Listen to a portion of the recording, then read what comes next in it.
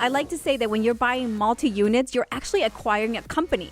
It's going to create and generate income for you. So the customers are actually the tenants, right? And the way you analyze this property is not whether, oh, it feels good because I want to host Thanksgiving here or I'm going to have my child's birthday here. You're going to look at it from an investment perspective. And one way to analyze an investment property is through cap rates, capitalization. So having said that, can you please expand and kind of like, just simmer it down so people can understand how do you analyze cap rates?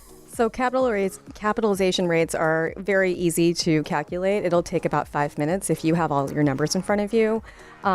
Basically, it's the amount of rental income that you get for all the units that are in the building. It could be 2, it could be 4, it could be 6 and up. And then you subtract your expenses. So you'd have to, if you are paying for some utilities, you would subtract that. If you've got obviously you may have a mortgage, you want to subtract that and your taxes. And once that number gets very clear, you divide that by the purchase price. So, and that's how a buyer can determine if this is the right number. In Chicago, I would say a general rule of thumb is at minimum of 5% cap rate. If it goes up to 8 or 9, you're doing really good. But that's the average to kind of take a look at. A lot of people that I talk to about this, or about real estate and investing in general, if they're not already in the investing game, they don't necessarily tend to believe that it's going to be easy for them to get into the game. Most of them talk to me coming from a perception of that it's outside their reach somehow. I think that they can always start small. I have a client that I've started working with 15 years ago, and he started small. We bought a unit that was $150,000, and he was just testing the waters. I mean, he certainly could have afforded more, but he was being very conservative. What he ended up doing after we discussed it was kind of going through these numbers. We actually created this spreadsheet. It was like the first time I created a spreadsheet that meant anything to anybody.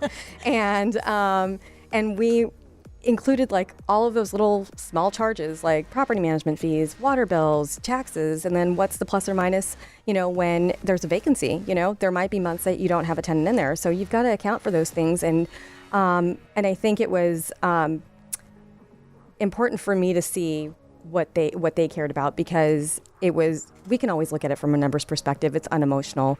But for someone who's thinking about their future and wants to diversify their portfolio, this is probably the best way to go about it. I mean, he was being conservative and he was tipping his toe in the water. Right. I mean, and since then we've bought 8 other properties, and he's recently sold 2 of them because he ended up, getting married and having a house and wanting a bigger house, and that was his kind of nest egg to be able to go do this house and have a house that he loved.